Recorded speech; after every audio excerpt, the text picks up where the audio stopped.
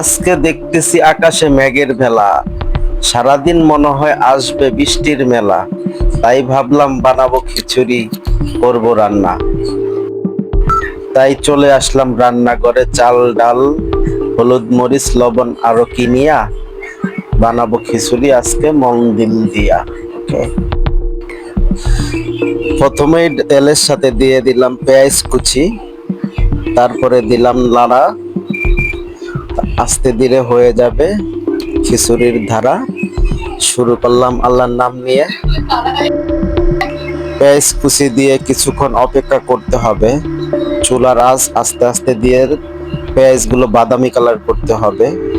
তো এখন একে একে দিয়ে দিব লবণ হলুদ মরিচ ইত্যাদি সবকিছু দিয়ে কিছুক্ষণ কষাবো।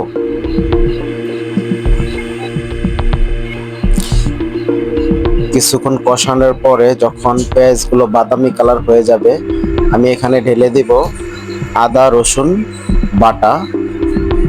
তো একটু পানি দিয়ে আস্তে আস্তে নাড়বো। নাড়া শেষে আমরা নাড়াচাড়া করতে থাকবো। এর মধ্যে আমি আটটু নেড়ে দিতেছি।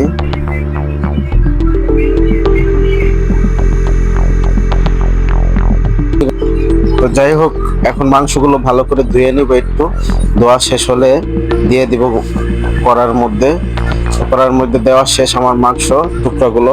এখানে ভালোভাবে কষিয়ে তারপরে ঢাকনা দিয়ে কিছুক্ষণ ঢেকে রাখতে হবে। ঢাকনা দিয়ে ঢেকে রাখার পরে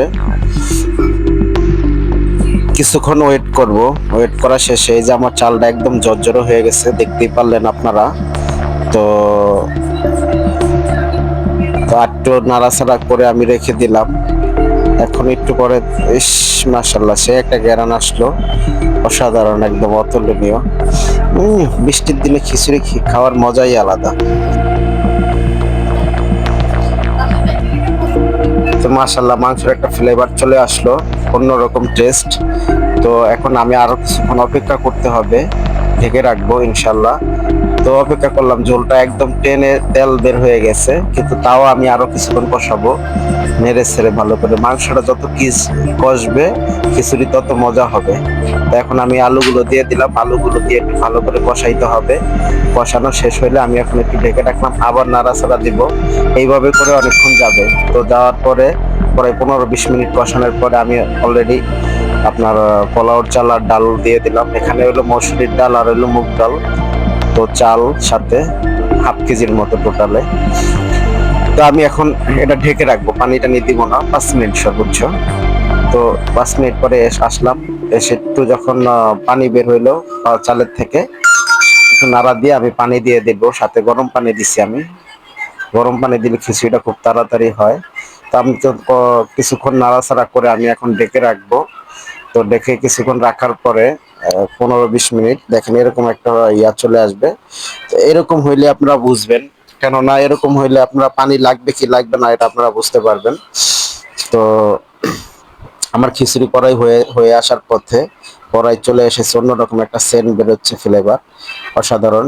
তো যাই হোক, বৃষ্টির দিনে খিচুড়ি খাওয়ার মজাই আলাদা, এটা আসলে অন্যরকম ফিলিংস। আমার খুব ভালো লাগে এটা আসলে। তো যাই হোক, আমি একটু হালকা জিরার গুঁড়া দিলাম, হালকা একদম স্মেলের জন্য, যাতে হালকা একটা স্মেল আসে। তো যাই হোক, আশ করে আজকে রান্না করতে লাগলাম। আসলে অনেকদিন রান্না হয় না, আমি খুব রান্না পারি কিন্তু কখনোই করি না। তো এই হলো অবস্থা আমার। ইনশাল্লাহ খিচুড়ি হয়ে গেছে একদম। আমি 200 অলরেডি খিচুড়ি হয়ে গেছে ইনশাল্লাহ। খুব টেস্ট হয়েছে আপনাদের দোয়ায়। মাশাল্লাহ, কে কে খিচুড়ি খাবেন জানাবেন। খিচুড়ির দাওয়াত রইল বন্ধুরা সবার।